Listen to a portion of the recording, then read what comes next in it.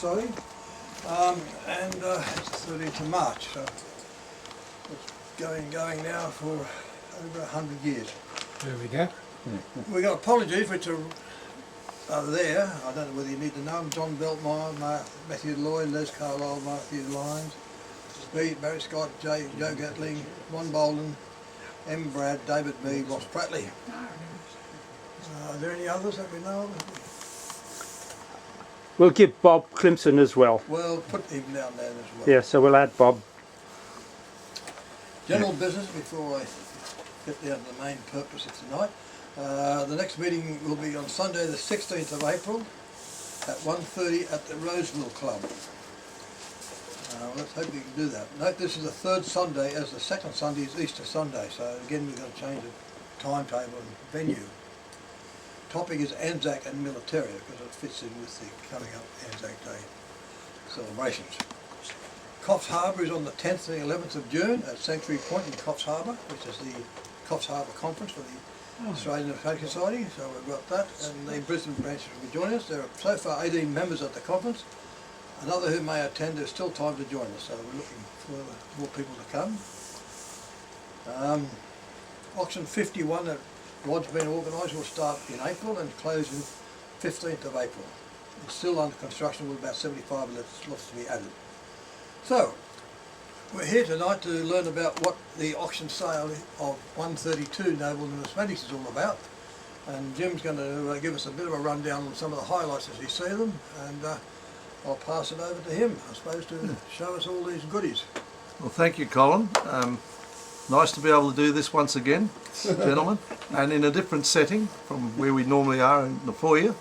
So we're sitting around the table on a hot autumn night. Believe me, it's very close here, very humid. We've had some showers today, but luckily it's been reasonably dry now. Now I want to tell you about this auction. It's coming up at the end of the month. The first day of the sale is actually an e-sale, which is online only, on the Monday the 27th, and it starts closing from 9:30 a.m.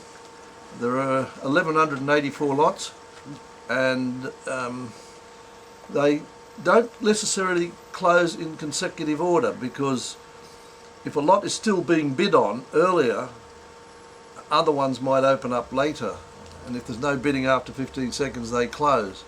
So it's something Mobility has in their system which we can't control. It's the last time we'll be doing it this way. Now in that first session there are the tail end of some very important war medal collection, military medals and military badges, and then follow world banknotes, which includes a very big collection of Scottish banknotes. In fact, 374 lots. We thought it'd be better to put those in the online sale rather than have them in the live auction in the library, because there weren't enough probably collectors willing to come and sit to watch it. We've also got, after that, the end of the world notes, and then we've got stamps, some quite good stamps, and then postal notes, and that sort of, and then numismatic literature, which includes some general literature. Now the numismatic literature is very bulky, a lot of it, from the Freehill collection largely, and it's on view in Wyoming, building 2 doors up. Very few people avail themselves of it, so it pays to study the cattle. There are a lot of bargains there. Some unusual things, and we're still selling the Freehill books. They'll be selling them in the next sale, I think, the way we're going. And there's still some in storage I've got to get to. Maybe that's where some of the real gems are, I don't know. The Scottish notes, I brought along one to show. It's the one that's featured in the ad. Incidentally, we nicknamed the sale for the old habit of referring to it as a sale if you're sending cables. It can be referred to as Clydesdale. But that is an old tradition, and it's a bit of a game we all play. And what will we name the sale this time? So actually Emily, who types all my cards and sets up the catalogue, now that Bob can't be here to do it, she she does a good job, pretty efficiently, and we've got this catalogue out 3 weeks before the sale, almost 3 weeks before the sale. So, and of course going online worldwide, people see it immediately and are sending in bids already. Have you seen that one, Tony? It's £100 of 1951, issued in Glasgow for the Clydesdale North of Scotland Bank Limited. Now they vary their title, so it was pretty tough for Simon to get it right, but I tried to proofread and get it right. Unfortunately, the printing in the catalogue's a little dark, but the notes are brighter than they show in the catalogue. And it's a wonderful collection. The condition generally is really good, with just a few exceptions, and a lot of £100 notes, which was the highest denomination in Scotland. And then it went down to £20 and £10, £5 and £1. There are no 10 shilling notes, so it's interesting the way they issued so many notes from different banks. J.J. Campbell. So Signature. it's a good collecting interest, and the gentleman who's collected it is of Scottish descent. He's got a Scottish accent actually, so he's an immigrant, and he lives in Sydney. But he's very, very keen. Obviously, we sold his English notes a while back, and he came in when I wasn't here with his Scottish notes, and they're in 10 albums. So I gave Simon the job of starting on this as soon as he could, because a lot of cataloguing. And of course I couldn't get access to my books and references, so the references have been put on by the collector himself, and we've had time to check some. So that's that lot. I'll only show you one. Then as we progress in the sale, I'm going to go through in sale catalogue order. I thought I'd show you a couple of Mark Friel's promissory notes. We had Ross Pratley viewing these yesterday. He's a keen collector of postal notes and recording them. He wanted to make sure that he had a record of everything here, and if he doesn't, he wants me to do a photocopy before the buyers take delivery. So this one here I think it's interesting because it's the territory of Papua, and a postal note issued in 1941. It's been stamped as paid during the war. 5 and 6pence. They have unusual amounts, postal notes, go up to various denominations, and it's got 2 cancellation triangles there, perforations. 1086, the lot number is. What are those chalk marks? That's why we said cancellation marks. Oh, I thought But they don't want you to use it again, Tony. They think you've had to go once, no, not to use it again. Now, speaking about Commonwealth territories, this is an interesting postal note of the Commonwealth of Australia, but it says in the margin on the sides, it says Territory of Norfolk Island. And it's postmarked Norfolk Island. Is it 1948? I can't. Yeah, I think so. And very interesting. It's for the administration of Norfolk Island, the administrator of Norfolk Island, not the Postmaster General. So that, as far as we know, is the only one known or ever been on the market. So it's estimated at $500, which is a lot for a postal note. But we'll see how it ends up. It's lot 1087 in the sale. Then we get into some coins, and I've kept them all in lot order. The sale begins in the library on the Tuesday at 9:30 over the road, and what we have is the usual start with miscellaneous Australian coins, followed by misstrikes, followed by mint rolls, followed by decimal coins, and then decimal proofs, and then Perth mint proofs. And there's a very big section of those. But I'll just show you one of the misstrikes, which is a partial brockage of a threepenny piece. It's lot 1260 in the catalogues. If you'd like to check it up. A 1959 threepence. It doesn't, it's just the reverse there, but the coin was struck as a brockage. If you'll see the other side, it's not a complete brockage, it's partial, because the other coin slipped only a certain distance. So you've got 3/4 or 2/3 of a reverse brockage there over the original stamped obverse. An unusual error. I haven't got my catalogue to tell me the estimate, but you can read that. $500. Thank you. $500, eh? There you are. Maybe a bargain. Now, this one is a modern issue, which is, I can't criticise it because it's been put in a slab by PCGS, and they've said it's a mint error. And what it actually says is that it's copper nickel. But when you look at it, it looks like aluminium bronze in terms of colour. And I thought, when I saw it in the catalogue, it says the photographer got this wrong. It should be a whitish colour if it's copper nickel. So if you turn it over, Rodney, you see the PCGS reading, what it says. Mint error, and it's got the weight, 6.4 gram, 98% copper and 2% nickel.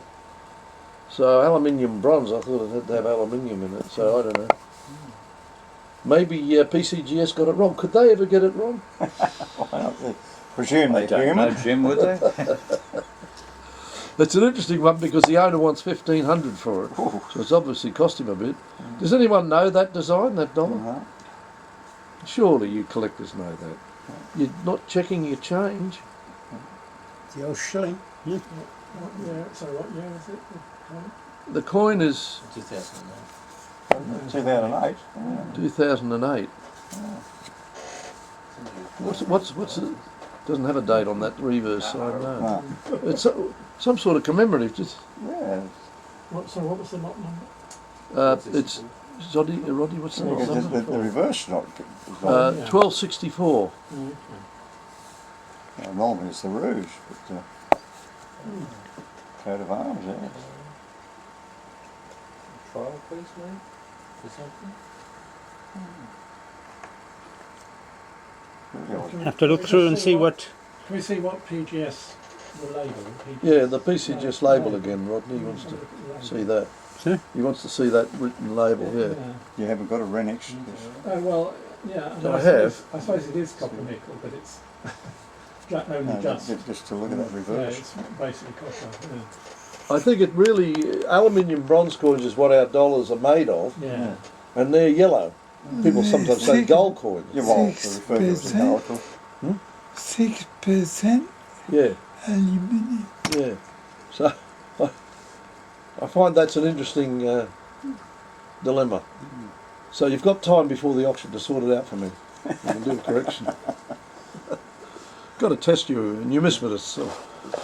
No, I was just thinking if you had a Renix, we'd see what they show us for a... Yes, I know, 2008. exactly. I don't get time really to research a lot of these things. I have to catalogue very quickly. Now, because we've got a lot of nice Perth mint coins, one 90-year-old gentleman's consigned his collection, and he's got $250,000 worth of gold and platinum and another 50,000 worth of silver in the sale. All beautiful. This one isn't one of his, but it's a 2-ounce gold. Well, I don't think it is. It's a 2-ounce gold coin. I thought I'd show you that because a nice large flan. 2001, I think the date is. $200 coin. 2 ounces of gold, so there's nearly $6,000 in gold in it. What's the number of that one? Lot One- 1539. It's just a sample of the big section we've got in the sale, taking up sessions 2 and 3.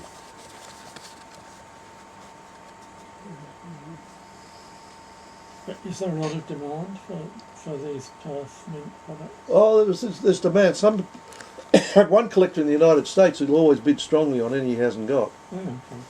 but it's mainly demand because of the metal content. Yeah, And they do a limited run. yeah. 2001, that was before the Perth Mint started doctoring everything. I was waiting for that to come out. Well, the Shanghai people want perfection in the assay, so it's created a bit of news, hasn't it? A bit of a problem. But they say it's still 99999. Yeah. Well, that's what they say. Instead of Some things no, no, no, no, no, no, no, no. Yeah. Which means the weight should be different. The Premier hasn't been willing to comment on it, has he? While he was the administrator at the time of the Perth Mint. Nothing about it. Now this is lot number 1758. It's the start of the 4th session. We've got some Australian Commonwealth coins. I didn't pick out many. Just thought I'd let you know there are some in the sale. This is a 1915 florin, lot 1758. and it's quite nice condition. You just got to look at it at the right angle. It's got quite good eye appeal, and we've called it, I think, good extremely fine, if not extremely fine. And I think it's got 1500 on it. It's a really rare date. This is struck in London. The last of the coins to be struck in London. They struck them from 1910 to 1915. Then in 1916, Calcutta took over, making the bronze, and Melbourne, the first time ever, struck the silver. And of course, you know the specimen sets that were issued for Melbourne. The National Coin Collection's got about 22 sets, if ever I can talk them out of any, in cases. Now, they came from Treasury. They were handed up there. Howard's got yet to make a visit to Canberra properly to visit the National Coin Collection. Next trip, Howard. Put it on the agenda. A very nice example of a 1925 penny. We know it's a scarce date and people are willing to pay $100, $200 each for them, but this is particularly nice. It's good EF, and in that grade we've said 1500. 1822.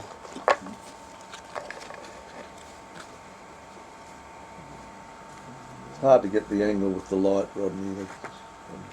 You haven't got the lamp set up here. No. Remember how we usually have the lamp out there on the balcony? We can bring the lamp in if we want. What do you think? Oh, Might give you we've a got pictures in a there. better light. Yeah. Well, I think Rodney's Might be better concerned. if you turn off half the lights, I suppose, but Well, Rodney's concerned more, I guess, about the YouTube quality.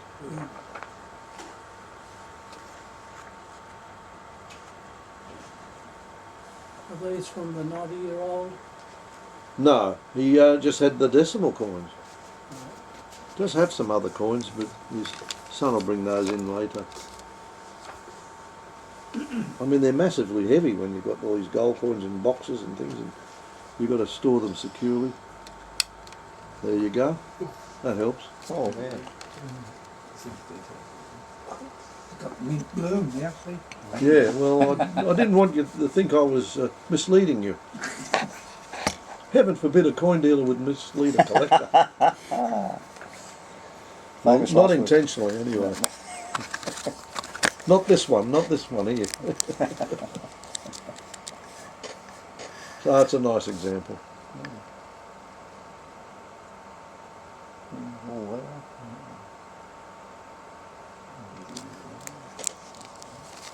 So that's the best 1925 penny we have in this half. This is, of course, the one you all want to get in your collections, the 1930.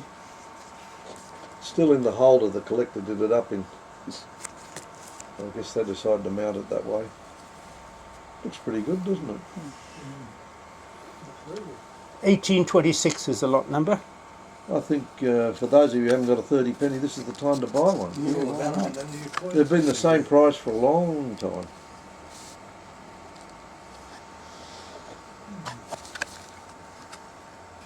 Do a zoom for New pound each. You Rodney. can see a little You bit of should the do a centre zoom diamond. on the 3 and the 0 to show them what it should look like. The other ones that are Yeah, there's a lot of replicas, altered Oh, coins. God. It's an industry. It's pretty good for 1930. Yeah. Okay. Now, the next lot is the first of a few I'll show you, which are lovely golden pennies, because Owen Fleming's daughter came down from the country and brought me in a bag, very heavy bag of pennies. I decided to go through them to catalogue them, and I found a few beauties tucked away in amongst, because Owen was a collector from the 1930s or earlier, and the former president of this society, and he was also the founder of the Numismatic Society New South Wales, which amalgamated with the Australian Numismatic Society when it became almost a fund. But these are golden mint red 1948 Melbourne mint pennies, fresh out of the press really. One's got a little bit of a finger mark there, but they're pretty good for 48s. All from the same row. So he had a very wonderful collection, but unfortunately it was stolen. I saw it in 1960 on view at the Society. He had every date practically in uncirculated condition. Nicely toned, florins right down. but it got taken by burglars and presumably spent. I don't associate Owen with Australian coins. It's always China. Yeah, no, he was very Well, big on before that was Australian. general. And Colin catalogued his collection before he died, Nice which holy dollar. And, went up in 1972 at Jeff K. Gray. I remember him coming to the meeting and being disappointed when people were showing coins, but they never once mentioned how good their buy was from the coins from his sale, which only a week or so before. He said, I can't believe that they wouldn't talk about all the coins they got. Well, well, I guess I must have got something. What's yours to be on that lot? That's lot 1840. 200. 200, yeah. two beautiful 1949s. And they're well struck as well. That's some of the late pages. This is lot 1841, Melbourne 1950s. I mean, you won't find these easily, and you've got to think of those poor guys who are going to go and send them to America and get them slabbed as MS-66 and all that. A 1919 halfpenny, which came out of one of our rolls from decades ago, went in Roxbury sale. Because it was graded MS-66, it went for 10,000. The next lot was another uncirculated halfpenny, but not MS-66. It went for $200. So it's all to do with condition. If you've got the best, well, the person who wants the best collection has to buy the best graded. Well, these are all raw coins, which I hope the dealers fight over like mad and make the family happy that they've got a good result.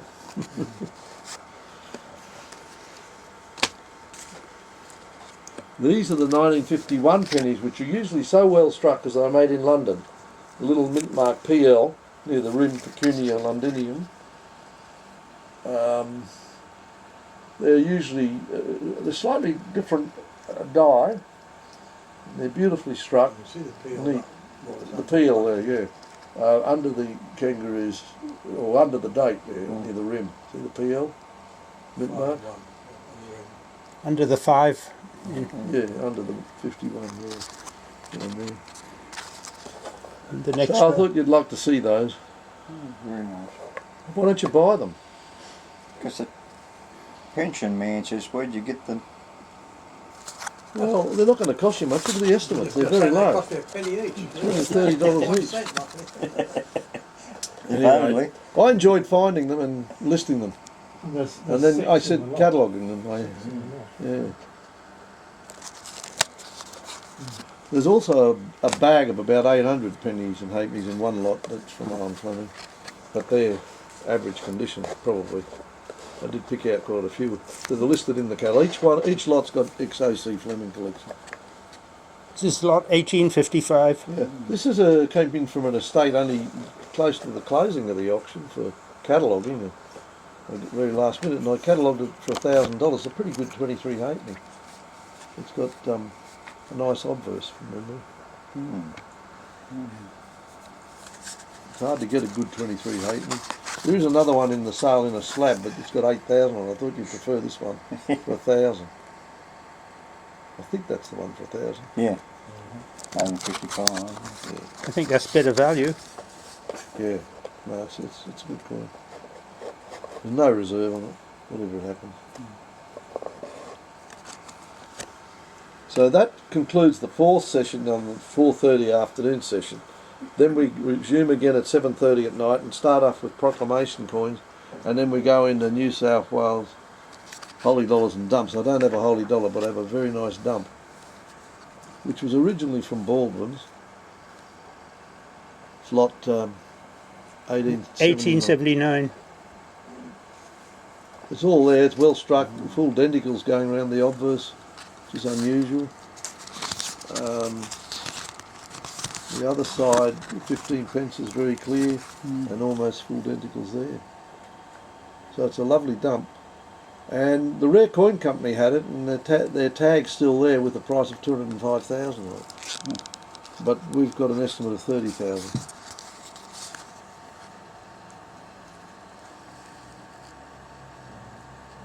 So if you're thinking about buying a good coin of Australia, that's it. The first full coin, it's a complete die, obverse and reverse, whereas the Holy Dollar is just a ring countermark on a piece of 8. Governor Macquarie Special. Now, the next one I'm showing you is 2 lots on, lot 1881. and this coin, I mean, it looks in that angle, it looks silver, but actually it's copper with maybe a formerly gilt, but it's so well done. It's like, is it a cast or is it struck from the dies, the A1 dies? Was somebody up to tricks, because it's perfect. It comes from a very old collection. So it's intriguing, that one. Certainly looks like they've had access to the die, doesn't it? Yeah, look, it looks struck to me, but The 8 in 1813 looks. Can you try the other side again? yeah, we can show it The again. 8 in 1813 looks like a bunch Something of wrong S. with the. Maybe Herschel experimented on the Eventually. copper ones to Yeah, start with. yeah, I think it's possibly went into business himself. Well, you know, if you're going to strike the silver, you'd want to It could test be- it on could be- yeah, on it a could bit be of copper test, first. yeah. And the fact that it looks like it's been gilt. The last E looks more like a K. Well, the E's like that. It's the right punches. It's all perfect. Let's have a look at the other side, Rodney, because Howard would like to know about the 8. They are odd shaped, the 8s. Yeah, that's a normal 8. Yeah, Yeah. okay. Yeah, that's... See the little flaws above the 3? They occur on the original die. Oh, okay. It's amazing. What do you think, Colin? You've never seen it? I've never seen it No, before. I've never seen that. I've seen faked Yeah. 1813 dumps, but not quite as good as that. No, we're just wondering if it is a fake. Just a copper striking and guilt proof. It is possible. Didn't we have a halfpenny watch we struck this for the Holy Dollar dies? Yes. Copper? yeah, It was trial, yeah, testing. that's Could be right. testing it this way. Next one's 1883. This is the Adelaide pound. It's a beautiful specimen of the Adelaide pound. This is one of the coins from the David Ross collection we've been breaking up. We've built 5 collections. This is one of them, and this is a complete collection except for the 1920 Sydney. And this Adelaide pound's estimated 20,000. Comes from one of our early auctions. It's early die state. It's neat. It's got no problems. Type 2, of course.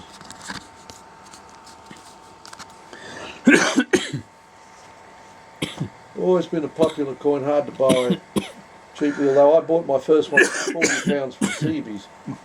I bought my first Sold it. £37.10 from Dan Wilson. But I did sell it for a world record $500 in 1966. Just get myself a glass of water. Yeah, it's not a bad angle to show It looked like an early strike too. it. It is, yeah. I made that comment. I think. You got the catalogue in front of you? Oh, you have it. There are catalogues. No. Yeah, you can give it a catalogue. Nice to follow. You got a catalogue as well? No, no. In front of you, It's yeah. not here, no. Okay. Oh, well, then, Thank you. Okay.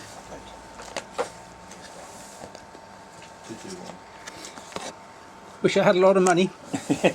Well, that's all it takes. But you do have. It's just tied up. Why don't you release it to me? I wish I had a lot of money.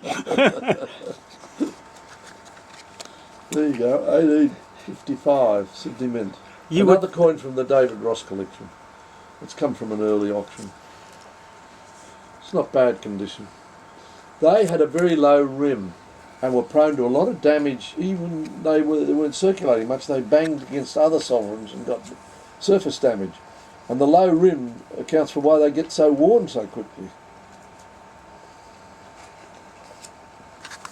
Adelaide pounds suffered the same fate, but they didn't circulate much. But these did do some work, the first issues. So it's got a better rim there on the reverse. It's protected the design. feels not so badly marked.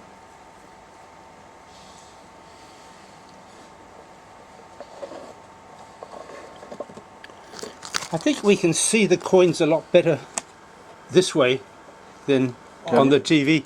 Oh, can we? Okay, good. Well, you know, the TV, it was quite small, and from certain Yeah. angles it's Yeah. pretty hard to see it. Oh, that's good. Well, I'm glad I suggested you get the lamp on it, because you would have been finding it difficult to see them. That's an 1859 sovereign. And the lot number's 1895. I forget what I've got on that. Is it a David Ross one? 4,000. Yes, a David Ross. Yeah.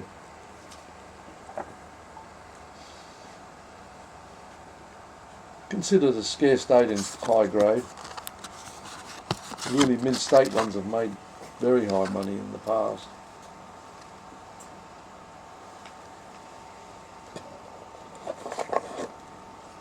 Tony, did you collect Sydney Mint sovereigns? Yeah. All the dates? All the lights. Yep. We've got them all in the auction, except the 1920. Yes, we this- have a bit of a look around for that, you know. This is the 1855 half sovereign. Now this coin was added to the collection by purchasing it from Kurt Jaggard, who bought all 6 of the 1855s in the Reserve Bank of Australia auction, conducted a long time ago now.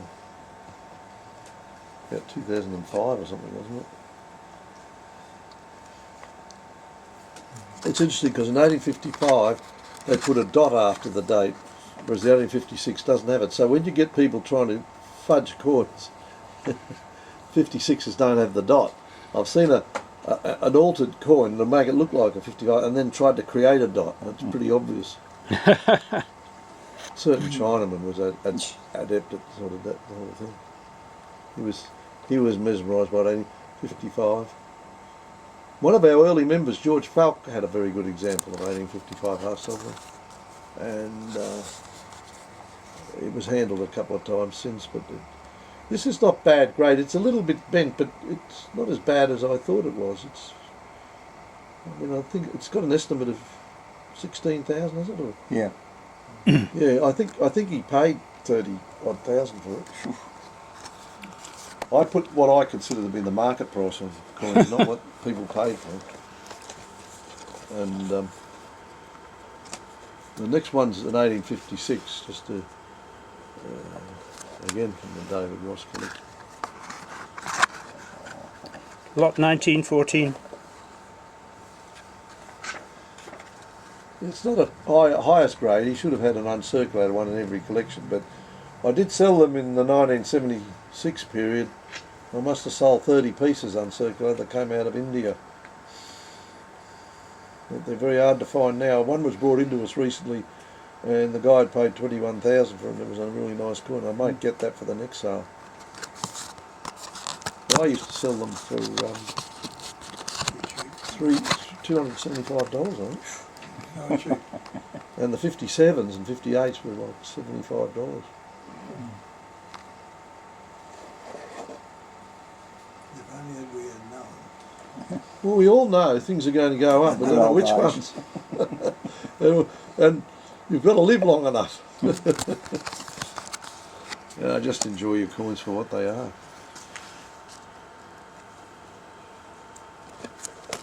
This is a nice 18... Lot 61. 1917. Or 1859, is it? 1859. Yeah, look at that. Now that once a certain member paid 54,000 for one of those in 1980 at our auction. God. Mr. Liddell was the underbidder, but he gave Curry 54,000. That's when we had 400 in the room at the Wentworth Hotel, which is a hotel. 400 bidders in the room. They were exciting days. A lot of the half sovereigns were in 30 and 40,000. I think the sale made 2 million at a time when that was an unheard of amount. And they're all, tongues were wagging in England. It's a very exciting time. Do it the way Jim Noble does it if they'd lecture the stuff. My fame didn't last too long. I expanded and costs went up.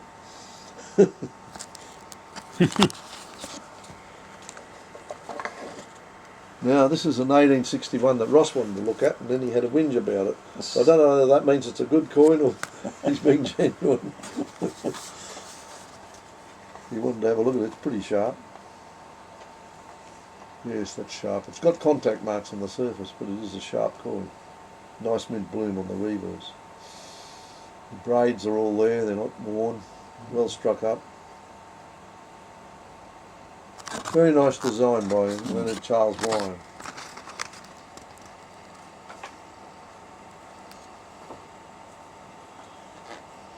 Nice quality reverse, better protected, see, it's not so many surface marks.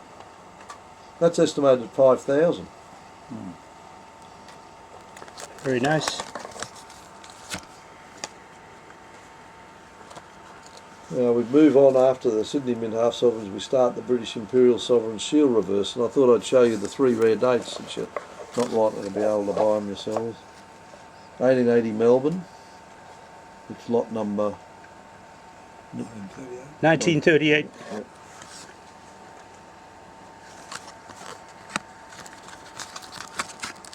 It's not a bad example of one. Only when good collections come on the market do you get these dates. They've all been absorbed. And of course these are very popular because they're imperial sovereigns, so a lot of British collectors and American collectors, European collectors. This one's 1951. And it's the 1886 Melbourne, which is the rarest of the Shield date sovereigns, and it has a nice tone around the edge and it seems to be in quite nice condition. I think the estimate on that's 9,000. Yeah. The memory's not failing yet. I had to think of a number that was attractive, didn't frighten bidders away, and yet respected the previous prices we've sold them for. Nice reverse, isn't it? Well, make it reasonable and watch them bid. Yeah.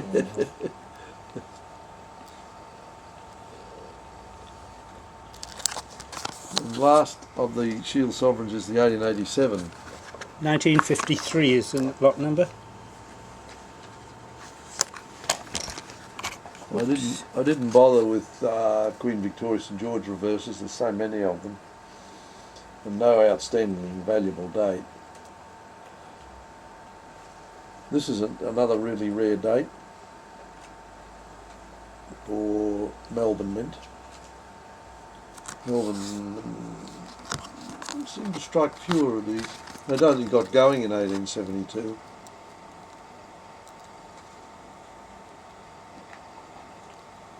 Well, they struck the Jubilee. No, they did 3, didn't they? The Young had Shield. Young Yeah, they had struck St. the block. George. Oh yeah, they Jubilee struck. had St George. Yeah. Yeah, they struck St George in 1872 as well, which is a scarce one, Melbourne. But this is a Melbourne 1887, the last year of the Young Head. Yeah. I don't know, it's just scarce, lower mintage, I guess. I used to have a couple of Indian dealers that would turn up with these because they used to go through a lot of coins, I think. But then the other dealers got in on the act and it was hard to buy. This is a rare coin. It's been 2014. It's a Melbourne Mint, 1921, considered probably the rarest of the Melbourne dates. Unfortunately, someone's lovingly caressed it with brush, polish, whatever. I don't know what they've done to it. That keep the price down a bit.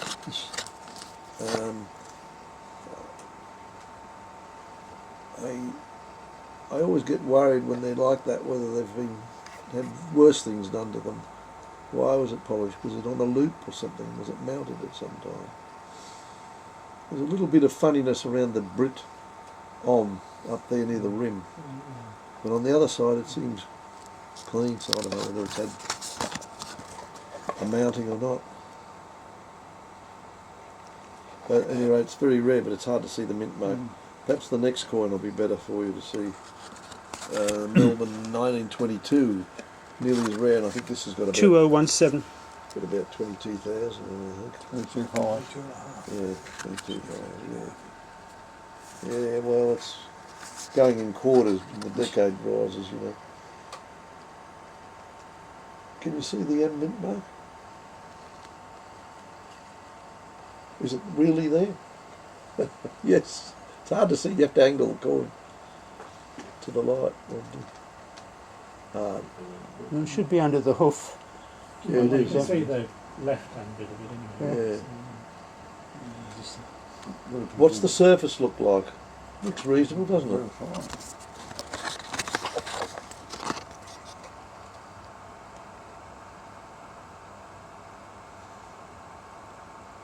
Bit of a slash on the neck there. No, I'm not sure what that is. Yeah, it could be. Bit of a scratch on the neck, eh? Yeah. Well, Kurt Jagger didn't describe those things and catalogue them high enough and charged enough for them, I tell you. But I guess the man need to buy them when he could get them. This one's a 1922 2018. 22 Sydney.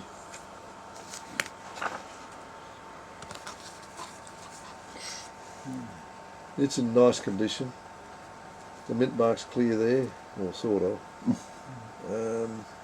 Yes, Surface is it's pretty there, good. yeah. The rims have held up against the damage that they get from other coins.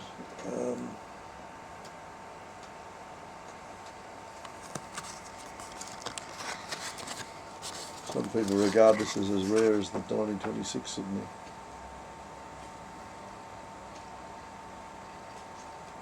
Seems to be quite good, that one. You could buy that as a good example, Howard. You've got one. I'm not going to ask you where you got it from. It's like what I told you, it was a Baldwin's auction. Oh, was it? Oh, okay. In fact, I paid so much for it, they put a bloody advert in Coin News about the price. They realised at the auction. I was mortified when I saw the advert. Well, I think we've got... Didn't mention your name though, did No, you? didn't Well, we've got 22 and a half on that, have we? Something like that. 27 and a half. 27 and a half, yeah. The condition warrants that. Hope that helps you with yours. And sterling now is so strong, isn't it? Yeah, Lot yeah. 2020. Now this is the 23 Sydney.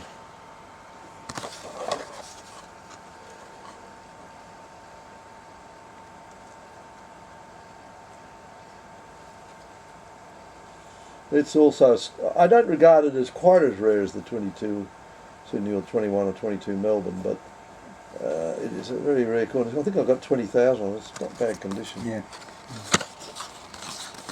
I do struggle to get these figures at the moment. I've got some people probably bid on them already. I haven't seen their bids, but I'm sure they've bid on them. Because this is what people want, the rare estates, the valuable ones. Yeah, condition is nice. Yeah, yeah.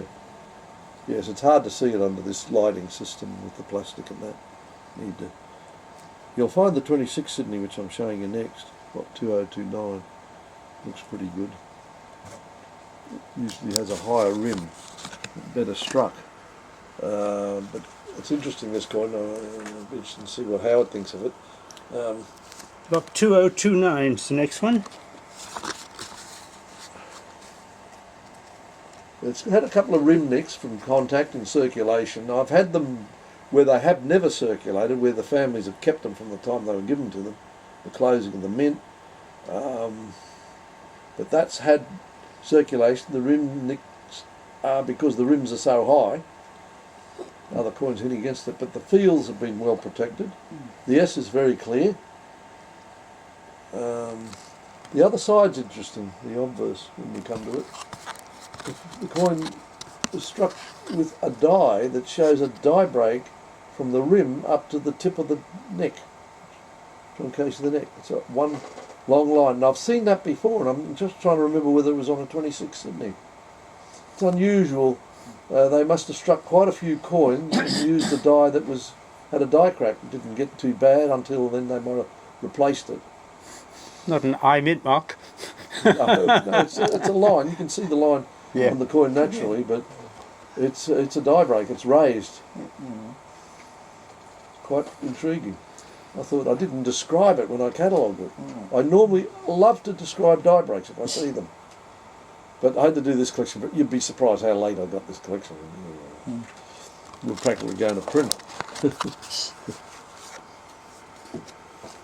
But it helped make the auction a lot more exciting. 2051. This lot. This is an 1882 Melbourne Imperial Half Sovereign. Now, when I turned up the little hoard from a guy in Ballarat, I had a sheet of these half sovereigns, and compared to the second die, there were only a handful of these. And this, I reckon, was probably the best of that first die variety. Beautifully struck, lovely condition. They were all uncirculated coins virtually. There's about 30 or 40 of them. I was selling them, I think, for $75 each, the Melbournes. Bit more now. Yeah, this is a long time ago. I thought, how am I going to sell all these half sovereigns? And they went out like hotcakes over a couple of years, or a year. Well, this is a beautiful example. I think I've only got 5,000 on it. So that's definitely worth buying at that price. The condition of that coin, you shouldn't have any trouble selling it, Jim. Especially half sovereigns. Yeah, no, that's a huge. Yeah. I'll probably get an order to buy that for a particular collector. He remembers them when I first auctioned these coins. He tells me, I remember that one and I didn't get it, I want it now. I mean, if you're only going to collect the type set, that would be the coin to get. Yeah. This is the other mint for 1882, which is Sydney, and Sydney is considered the rarest of the Sydney half sovereigns. 1882. It's in nice condition as well. Not as nice as the other one. No. Oh, the other ones are a wonder coin. Yeah. This is nice. It's good EF or nearly uncirculated. It's quite a rarity, really. I think I've got big money on that. 7,000. Yeah.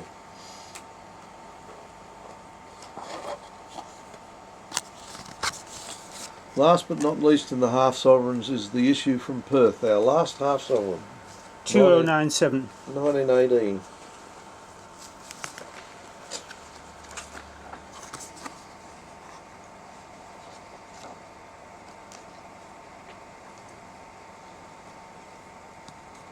Well, that's in quite nice condition for that coin. Usually turns up with a very flat chest on the rider and flat around the leg. This is well struck. Got good rims, and that's why I've got 5,000. It should sell for that. So many of them have been played around with. They went to India. They went by ship to India. They didn't really come out in circulation in Australia. Towards the end of the war, they probably didn't get them out till just at the end of the war in 1919. See the marks on the neck? Yeah, just go so there's something going on. They show up, yeah. Contact mark. But it's very hard to get. There's probably only 100 or two known. World gold coins are in the 7th session. 2430. Which is the next day. And the next day we have Australian sovereigns and Sydney mints all the way through, but they're second quality, so I'm not showing you any. There's some good coins in there. Then we go through half sovereigns in the 7th session, and during the 7th session we go from half sovereigns to world gold. I thought you'd like to see President Marcos there of the Philippines. How many people have had that coin? I haven't had it before, I don't think. I can't remember it. It's 1,500 peso. Well, we've got 79 there, but you've got 77 on the coin. No, it is 79, sorry. But it's got two dates. Where is it? Where do I see the date? 72 to 77. You've got 79. And Well, the girl types my handwriting. Well, 79 will make it very exciting. Yes, it's not quite correct, is it? What's the 1949? Bank Central That's Philippines. when they started, 1,500 peso. Go around to the other side again. 72. Wait a minute. Yeah, you're right. Yeah, This see is the that's. right coin. Oh yeah, no. It's what it is I've written 1979.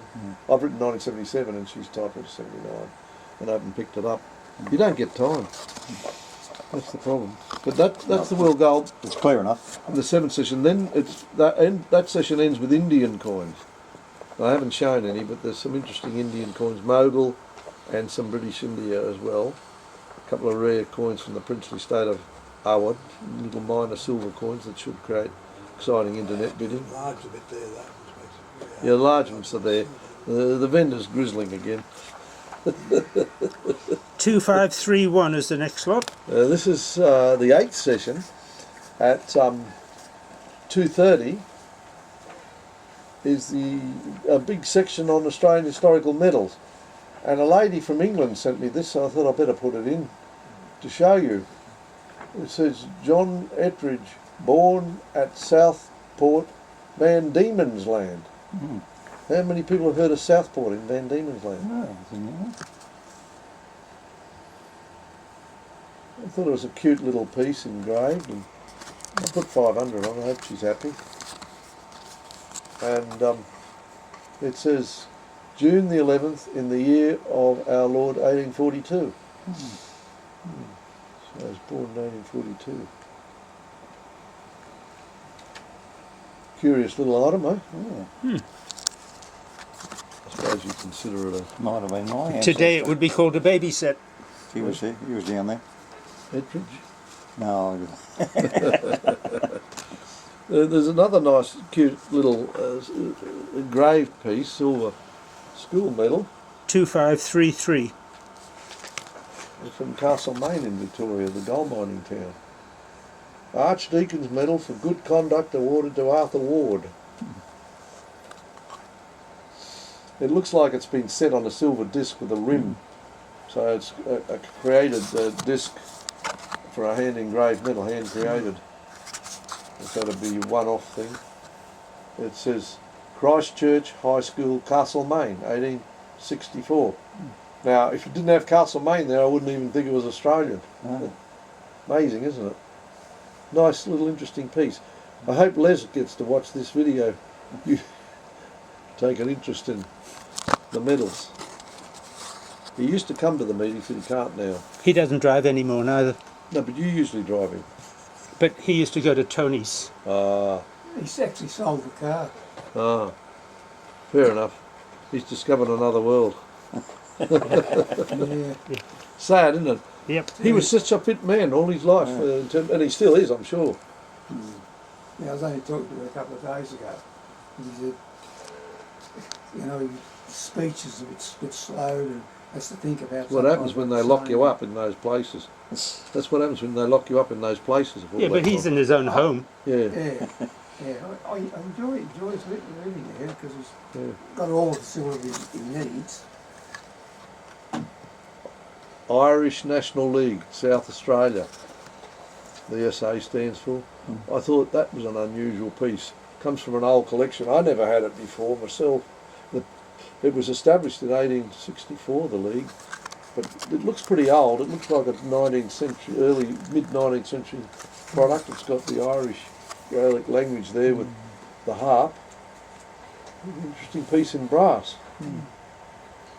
What does it say? 30. So it might be 30 years. It might be 1894. Who knows? Or what does that mean? That legend? It's Irish. Yeah. Well, to see the 3-0, or is it just 3? Come on, anyone Irish here? Roughly. That's the beginning go. It looks like 13 at the other end. Says 30, 13. 30th of 73, is it? No. Oh, Maybe 73. they have their own way of coding their dates. Well worth buying just to find out what about it it. is. Anyway, I put it in an early slot in that section. It seemed pretty late. It's got "ire" in the last word, isn't it? E-I-R-E? No. Ireland? Oh, E-I-R-E, yeah. That's Air, well I guess air was what... Ireland. Yeah, could No, be. it could be a recent No, century. it's very old, very old, mate, very old. It's in Les's book, in the undated section. This is a lovely medal from the Agricultural Society. 2541. I had to show you this one as a feature item. It was for the Metropolitan exhibition by Stokes and Martin. And you see AS stands for Agricultural Society. Ah, And at that time, pretty early, I guess they thought they didn't worry about Victorians. So, Agricultural Society, New South Wales, I guess. Maybe the other side will tell us. I've never seen a lot of stuff Stokes and Martin. Yeah, well, they only were for a limited time. Agricultural Society of New South Wales, there we are. It's awarded to Hudson Brothers for joiners and Coopers. 1874. How many of those have you had? Like Coopers. haven't seen. The next little medal is for an engineering exhibition. 2556. Now, it's interesting because it's engraved to John Bunkle. And when I had a big collection of medals, which I had to sell to pay my Spinks bill or something decades ago, I had Bunkle's group of medals, and I think there was 50 odd medals in the group. Gold, silver and bronze and everything. That could have been one of them. Very big engineering firm, still going, I think. And that's the design. Again, a Stokes and Martin product. Trains and everything else. What do you think the big wheel on the right is at the top? That's a water wheel. Water wheel, yeah. And then the steam engine, and then that's the Masonic symbols, isn't Yeah, it? Pretty much, yeah. For building or whatever. Engineering, see? Very good. T-square and compass. Yeah, I think you should buy that, Colin. Never too old to collect. It's not old enough. If it was ancient, maybe. Well, that's... I've got some ancient Chinese for him to figure. 2580 is the next one.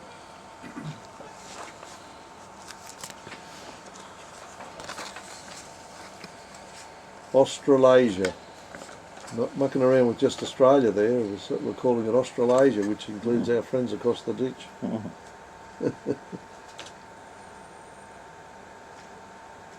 Couple of rifles. Guess what that's for? Riflemen, rifle shooting. Yeah. So it's a sporting medal, really, isn't it? The other side will tell us the tale.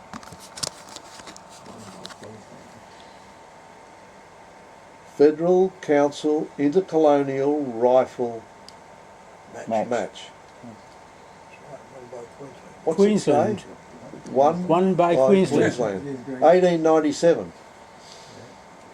It's a competition. Nice medal. I think I've got one, but I might not. I don't know. Buy this one. I'll have to. Some of our Queensland members might buy it. Yes, they can be tenacious. Yeah. This is lot 2577. 257. Yeah. I don't know if it got illustrated 2577. It was photographed.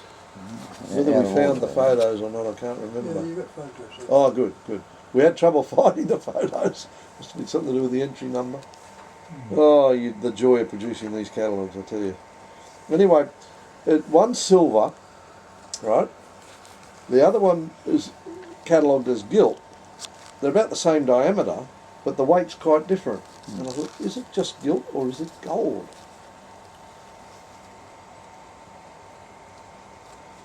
So, caveat emptor, but I mean, I've catalogued it as gilt. If it's actually gold, you're doing very well. It looks gold, doesn't it? Well, it's first prize.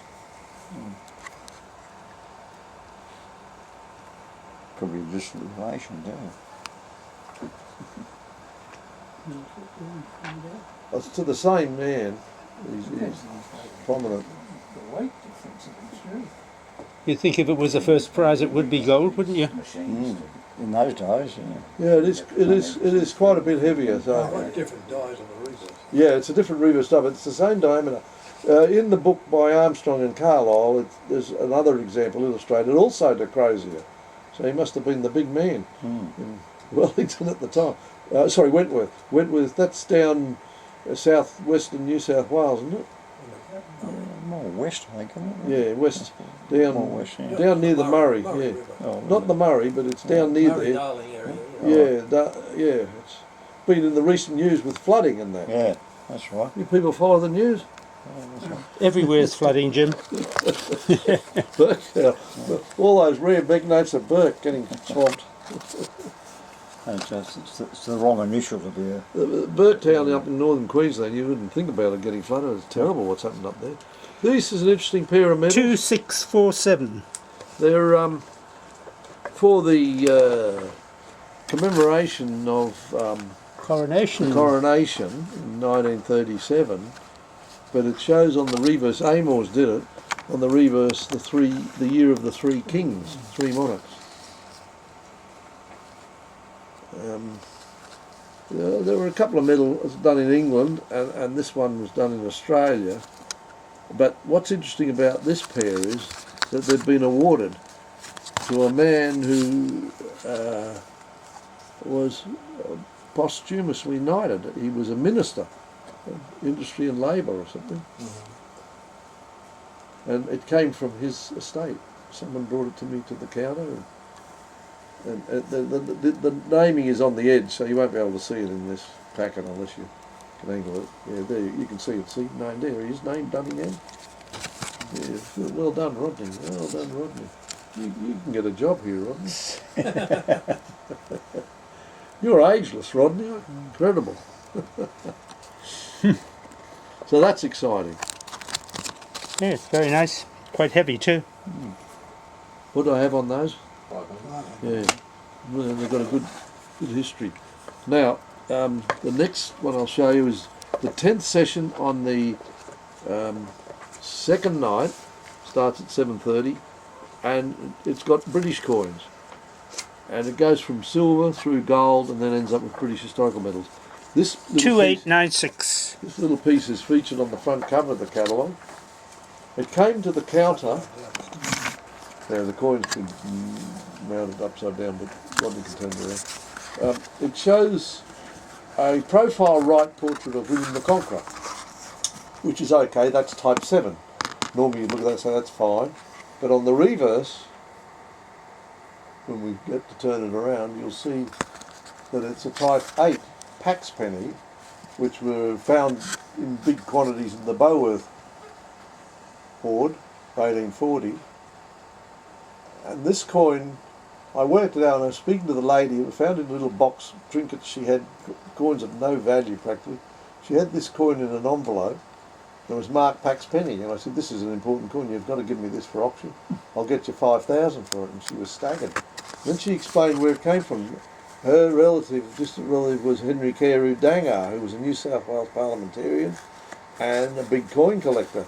And his collection went to his son, Reginald Neville Dangar, who collected it as well. And then when he died, it was sold through our society members in Sydney in an auction at Lawson's, and also with Spinks in London. So this coin obviously escaped being sent off to London or even seen by them. And I was intrigued by it. I thought, what a great find this is. And it's a Lincoln mint, Lynn Cole of Lincoln. So it's unrecorded. Should create a bit of interest for David Guest if he gets to look at the catalogue, and other collectors. Howard's got his eye on it. He could double his money on that.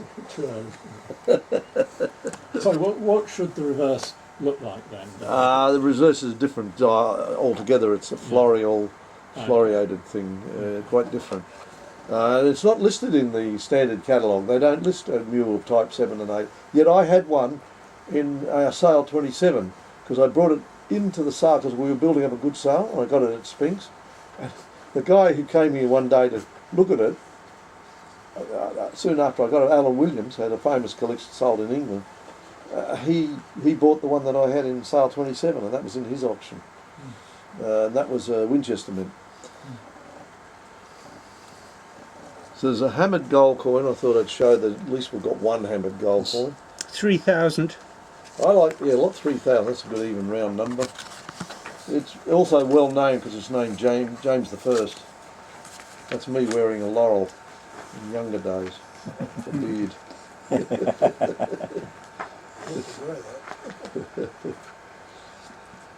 I'm a little suspicious about its condition.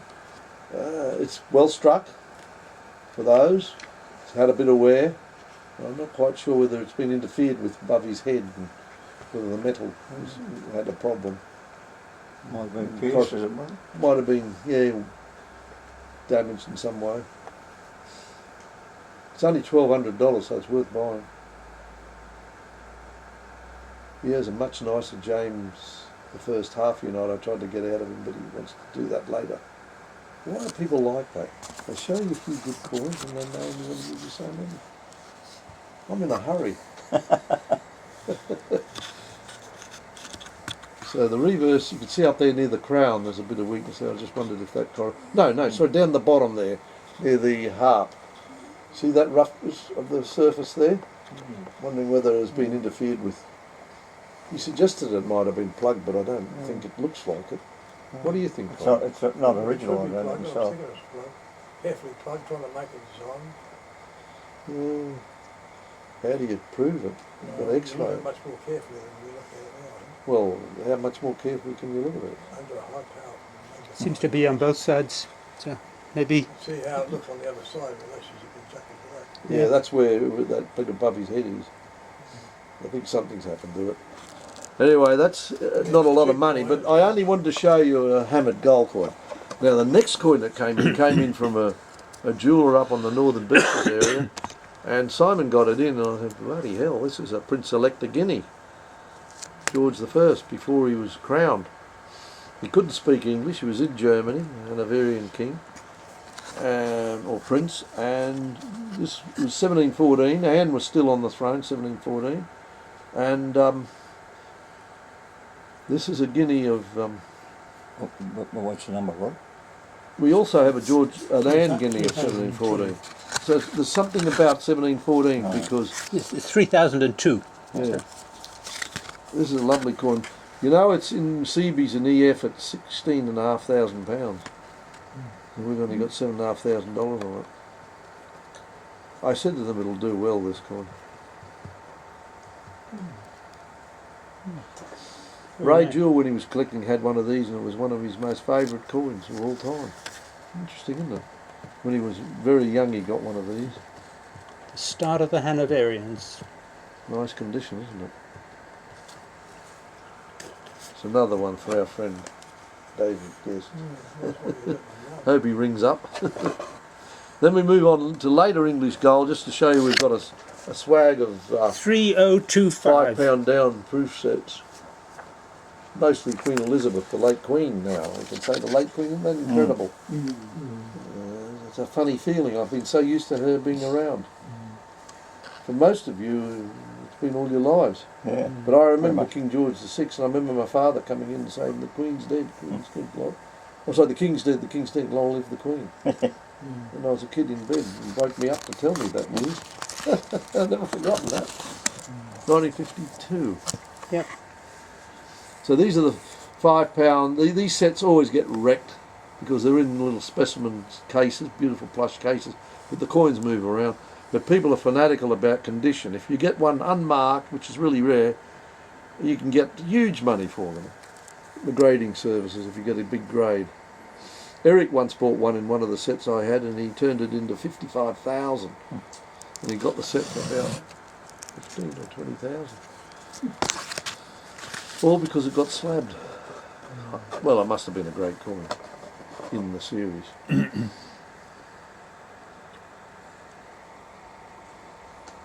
1937. Yeah. This is the later style Elizabeth.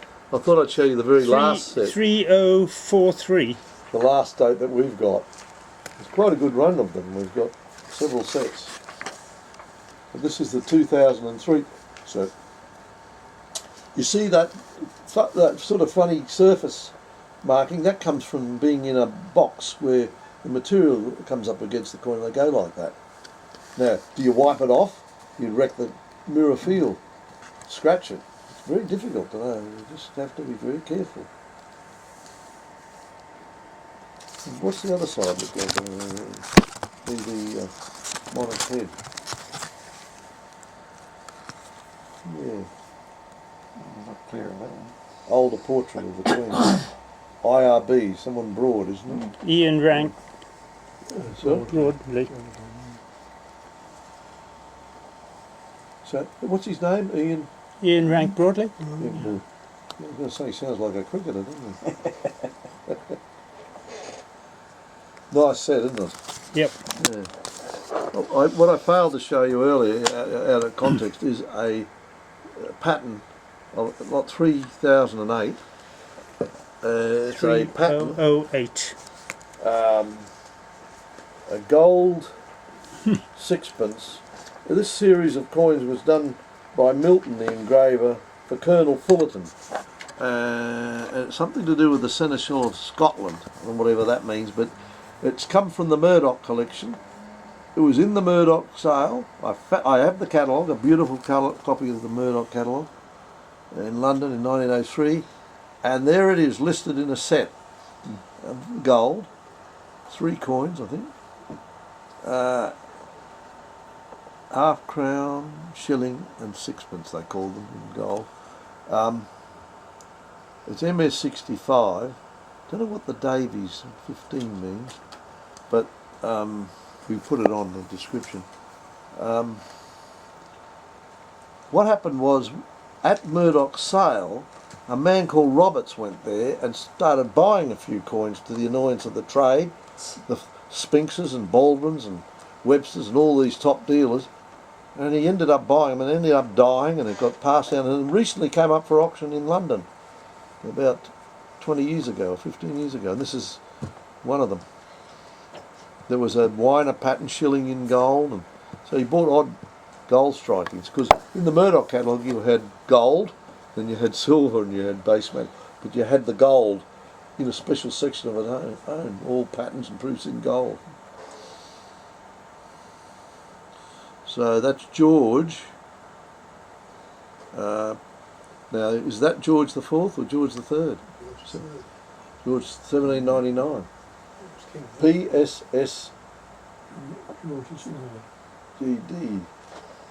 And the M under the bust is from Milton. South Sea Company, is it? No. You could say But that. they may be right, Jim. It may be George the Fourth. I think it's. I think. And don't have Rex after to show that he's king. No. I think it's George the Fourth as the Prince. 1799. Prince Sovereign. Prince. Yeah. Anyway, it's a great rarity. Only 15,000. The Regency, yeah.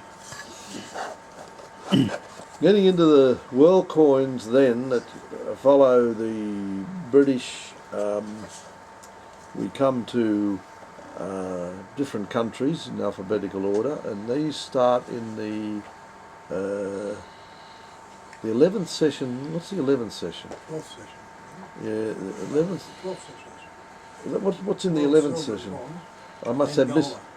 have I got the miscellaneous? What have I? You've got metal, British Commonwealth. British No, it's miscellaneous. No, Documents.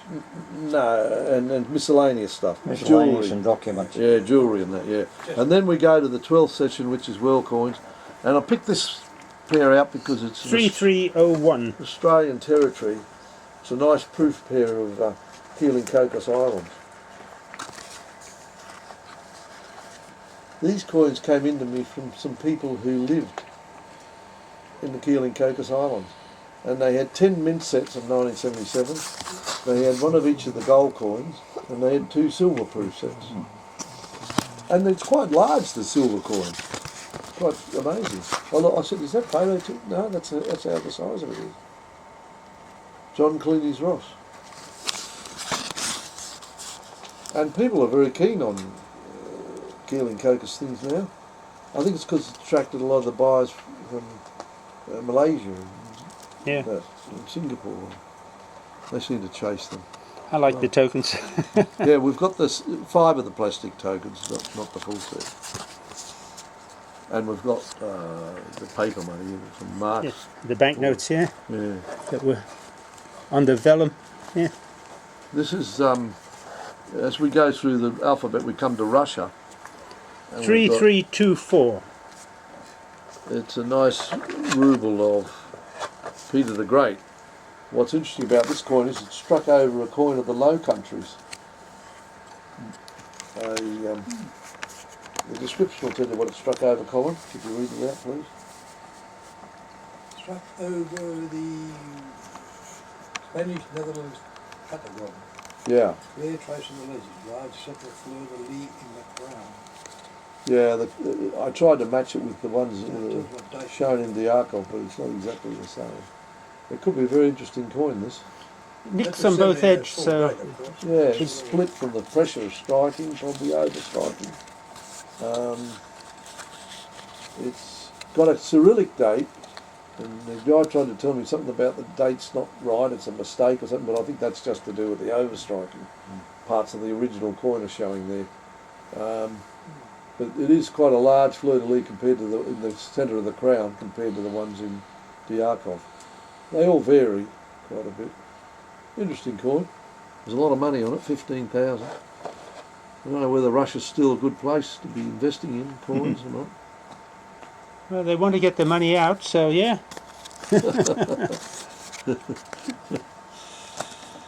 We have another 3332. a very interesting coin of commemorative of 1714 to 1914, the Gangat ruble for a famous naval battle, 200-year anniversary. And it shows Peter the Great there, and on the other side, the eagle. That's a rare coin. It's upside down there, so there you go.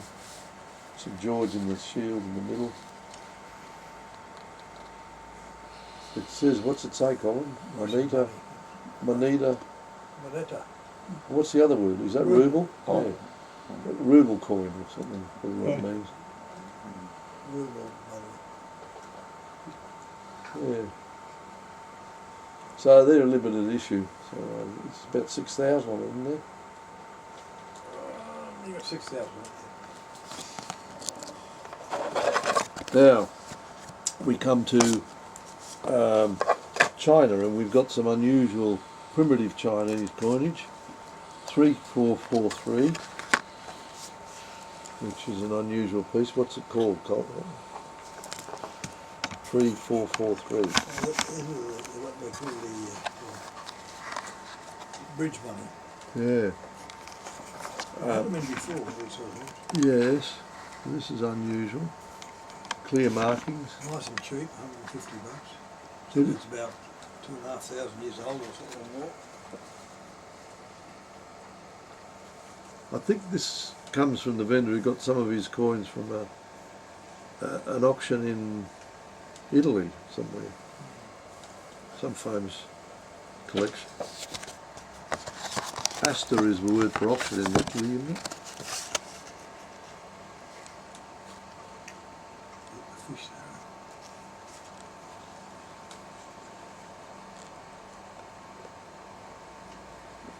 Anyway, we don't spend too much. You fish series. 3444 is the next one. It's fish money. Colin's excited. You can catch a couple of fish there in one go. Yeah, you do it in one go, yeah. One line. Two one sizes. big- One big bit. Snapper and brim. Fish. Symbolic money, eh? Yeah. Very Same admitting. period as the other one. The chap who bought these is a lawyer. He lives in the state and he's decided to give us these Chinese coins he's bought. I suppose he's getting on like the rest of us. I remember dealing with him. Chinese lawyer? No, no, he's got a very Anglo name. He not only collects these, he collects other things, but he bought some of these. There's a nice 3445. hollow handled spade money, isn't it, Colin?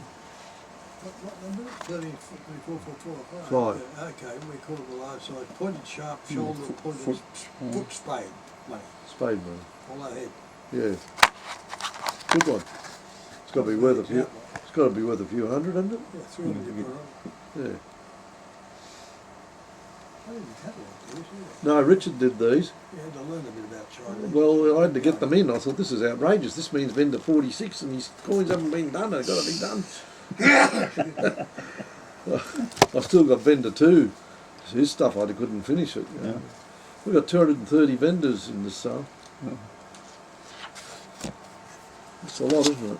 A lot of people deal with. Not even catalogue, they're all the right way up except This is one that Ross Charm. Mr. Khan 3495. he called it a bogus coin. But for the Chinese, it's very fascinating because it's a Taiwan silver dollar, which they didn't make. But it clearly says Taiwan on it. Yep. Taiwan province. Quite old. Khan talks about the one. There are 10-cent coins that exist. 7 mace and 2 kangaroos. Yeah. They see the word bogus, but I think I'll take a gamble on that. They go for about 5. Well, I think they're like any early collectible. You know, it's a collectible item. It's rare. It's not a modern production. Khan was probably trying to despise it because, but you know, if there was actually a real one, it'd be worth a fortune. Anyway, I think I put $200 on it, didn't I? 100. 100. Oh, well, No. should get a sale. So that at the end of the Chinese, and we have Tibet. Then we go into Australian banknotes, which you don't want to know about today. I've got some military stuff related in that. There are some good notes. There's a hoard of £10 notes, which are in mint condition, 1943. 52 notes, all uncirculated. And the family have a run of 68 they want me to sell. So they've got 120 notes, £1,200 in the 1940s. I reckon would have bought 3 houses. It'd be worth about 5 million now. Who was wise? The person who hoarded the notes, or the person who spent the money and bought property? Yeah, if they bought property. Yeah. Might have bought beer instead. So we get in, then the next day in the morning we go into ancient coins. We have ancient Greek and Roman 3898. gold, and then followed by Greek silver and then Roman silver. This is an Alexander the Great stater, and it's very attractively priced. People have been bidding like mad on it because it's got $300 on it. But what's happened is it had $3,000 on it, but something happened to one of the O's, dropped off or something. When people So the bid dropped about $350 now, Jim. That's pretty exciting.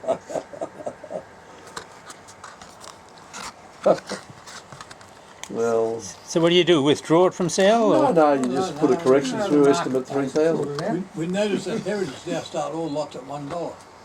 Just to encourage some people to realise they could get it for cheap. They have a lot of faith in their computer system. What if they had a problem? They sold them for $1. The vendors would be screaming, if there are vendors. 300 would be good. Yeah. I think everyone will put their hand up. The Roman gold coin, I decided to show you a Nero for us, showing his bare head. 3902. And the tag that goes through this sort of a place called Bradford Exchange, which I found interesting. They're a mail order type place in England. I thought, gee, selling good Roman coins. Yeah, I don't think so. Not through Bradford. Yes. I'd be getting it tested. Jim. No, it's genuine. Bradford Exchange, apparently they deal in expensive items as well. I hadn't heard of it. They're selling these $10 coins in the I'm sure they're marketing. Reveille magazine. Marketing Yeah. outfit. But that's a Roman gold coin. Maybe that was for the archaeologist or something, some magazine like that. Oh yeah, it's nothing wrong with it. But I guess the person who bought it from Bradford Exchange had to pay a premium. And I think we've got 10,000 on it. 14. 14, oh, even more. In Greek silver, there's a lovely tetradome. I think the style's nice, of Lysimachus. 3927. Beautiful tetradome, style-wise. That's Alexander the Great's deified head, wearing the horn of Ammon. Strong features. Nice silver tetradome. Nice condition, isn't it? Yeah, it's appealing the way the head's shaped, looking skywards. And well centred. I wonder where it's been all of its life.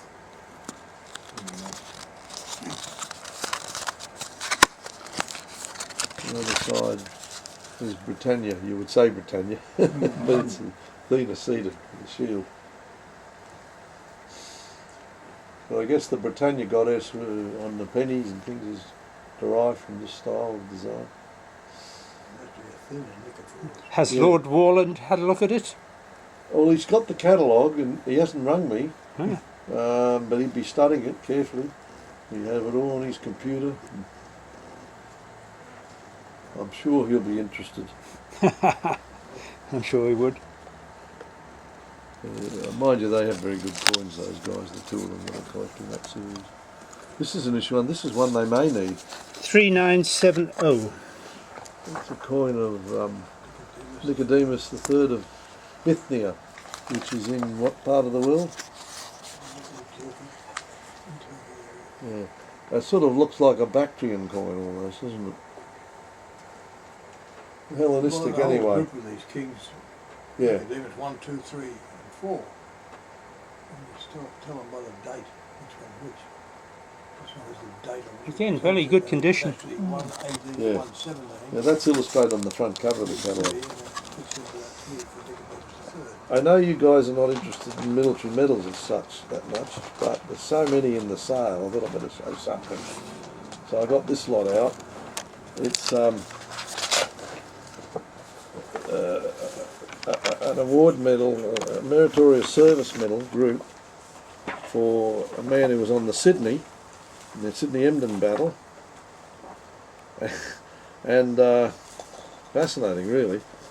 It's got the Emden medal, which is the Mexican dollar mounted by Kerr, the Sydney jeweller, and it's got the Taliban from the Sydney, and it's got a letter from Glossop, or Department of Defence, sorry, and a photo of the early photo of the war, the battle. What one is that? It's lot number. It's on the thing here. I just got to. Where is it? Yeah, underneath the head. 4429.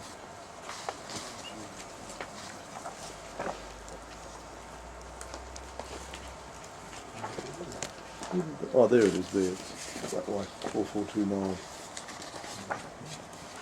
So I just thought I'd show you that because believe me, I told one collector, I'm not putting your medals in this sale, I'll put them in the next because you've got a Emden Mexican dollar medal and we've already catalogued 3 in the military section and 1 in the historical medal section. Then I discovered this group. That means we've got 5 of these Emden medals in this one sale. You're saying they used to be scarce. Yeah, they used to be £1 when I started with springs, £1 each. I got a couple for £1 each. Life was grand in those days. If only we could go back in time, do a bit of buying. Well, they're an interesting group. A meritorious service medal will be a very rare award. I mean, I think we've got 5,000 on the group, haven't we? Yeah. So to get, there is a couple of good collectors of these things, so hopefully this one will sell. And that's the actual photograph. And they always have research these medals, and this one, this recipient of this was Findlay, and it's confirmed that Frederick Findlay, who was serving in HMAS Sydney at the time of the engagement with the Emden, was awarded the Meritorious Service Medal. His rank at the time was ship's cook. He later went on to serve on the HMAS Australia. So that's Emden, is it? Yeah, burning up, sinking it off the West Australian coast, off Cocos-Keeling Islands, really. Peter's currently reading the book on the Aisha. Oh, that's an interesting story where Yeah. the German commander, sailed a yacht back to Europe via Arabia. Yeah. That's one movie in a good the other large night on TV, point. the Battle of the River Plate. from my It's a family, long while my since I've side. seen that before. They have, See that again. we have a couple of the medals in the sale in the military section to von Muller. Is that somebody's cap? Yeah, that's the From from the Sydney, the ship, okay. the band that they put around their cap.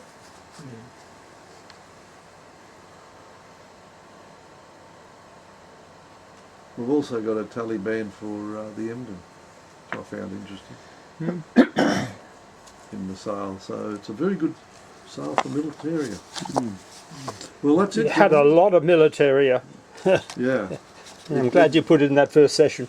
John is so tired and busy from the work he's had to do. I couldn't get him to do anything else. He was having a nervous breakdown about it. He'd go to couldn't sleep at night, worrying about how to get it done in time. Because John Bennett, his son gave me his collection. He was a law academic at Sydney Uni, and he had a general collection all the way through, including some nice gold or gilt chains for the Order of Royal Victorian Order and the Order of St Michael and St George. All these badges, a great lot. So I think the London boys will be somehow working out how to bid live if they can get up at that time of the night, wee hours of the morning. We're selling the medals in the afternoon, so it'll be very early in London. I think we're still on daylight saving time when this sale's on. Yeah. So we're 11 hours ahead of London. A month later it had been only 9 hours. It would have been better for them. Yeah. Yes, we don't go on to back to normal time until the 2nd of April. Excuse me, Roddy, we got a certificate there of some appreciation? Sorry? A certificate of appreciation to give to Jim? Yes. I'll do it because I put my name on it. Okay, well, you can present it. Yep. Well, I hope Don't you all bother to enjoyed get up. that. Yes. Thank Stay you. down because we're on camera. Oh, okay. Whoops. You were. We were on camera. Right. Well, Jim, thank you very much for once again taking the time to show us all these wonderful items and to suggest that we should all buy it with our meagre funds, but you know, it's would be nice. Unfortunately, we don't have our president or vice president with us tonight, so I took it upon myself to Well, this will be a to put it- rarity. Yes, so the signature is from the With the treasurer. collection I've got of these. We're worth There all. we are. Thank you so much, Congratulations. Rodney. Thank you, members. Right, we're going to participate in some refreshments. We're closing the meeting and we're now looking at the invite members to partake of refreshments. Yeah. Yep. Who wants coffee and who wants tea? Coffee. First. Week. 1, 2, Week. 3, 4. The rest are tea. Yeah. Right.